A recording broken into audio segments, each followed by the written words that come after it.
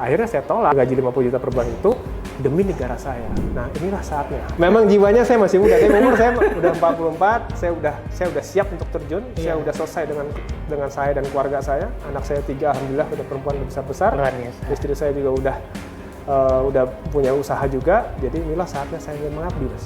Inilah saya ingin menjadi manusia yang bermanfaat untuk negara saya sendiri. Bahlil atau Erlangga? Bahlil lah. Karena ketemu baru kayaknya.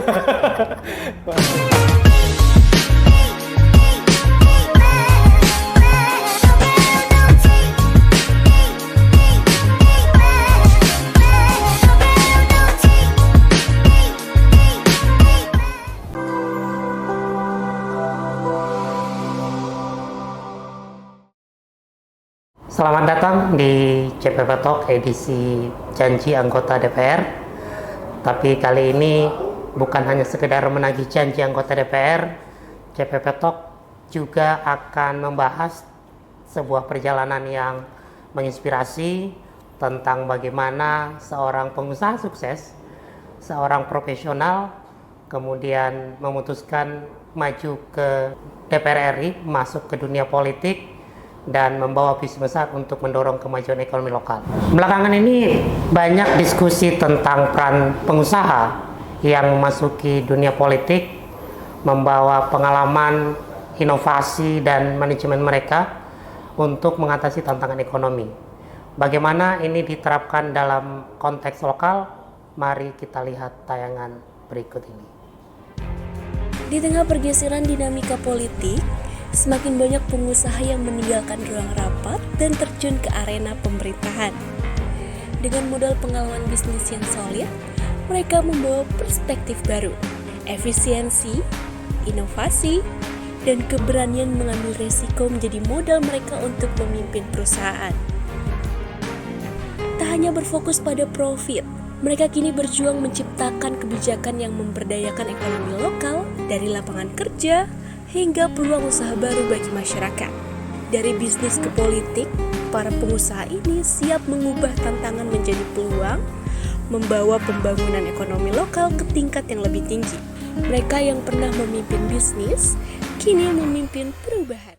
Seiring dengan isu yang tadi kita bahas, saat ini ada seorang tokoh pengusaha yang berhasil di dunia bisnis dan sekarang memutuskan maju ke dunia politik dan ingin memberikan kontribusi untuk kemajuan ekonomi lokal.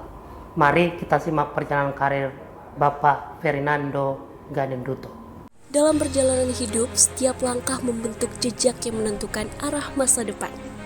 Fernando Ganinduto, seorang pengusaha sukses yang kini menapaki jalan politik, adalah contoh nyata bagaimana visi dan dedikasi dapat membangun jembatan antara dunia bisnis dan negara tercinta. Lahir dan besar di Jawa Tengah, pria yang akrab disapa Nando ini memulai perjalanan akademiknya dengan tekad dan semangat.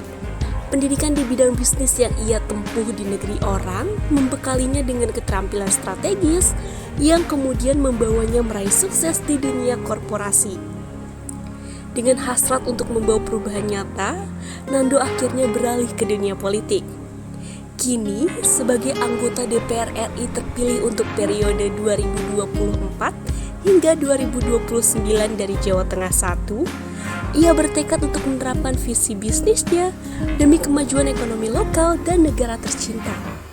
Mari kita sambut Bapak Fernando Ganinduto, anggota DPR RI terpilih periode 2024-2029, yang akan berbagi kisah dan cerita tentang perjalanan politik dan bisnisnya, serta bagaimana nanti dia akan membangkitkan ekonomi lokal. Pak, hari ini pasca terpilih jadi anggota DPR. Alhamdulillah masih tinggal nunggu pelantikan. Minggu-minggu ini kita ada Lemhanas yang kita harus lakuin, itu administrasi yang kita harus jalankan. Ya biasa Mas. Udah tinggal siapkan mental aja. Baik. Sebelum kita nanti bercerita lebih banyak tentang perjalanan Mas Nando, saya biasa memanggil Mas Nando, dan bagaimana nanti beliau akan memperjuangkan ekonomi lokal di Jawa Tengah, terutama di dapil beliau. Kita akan simak percakapannya sesaat lagi.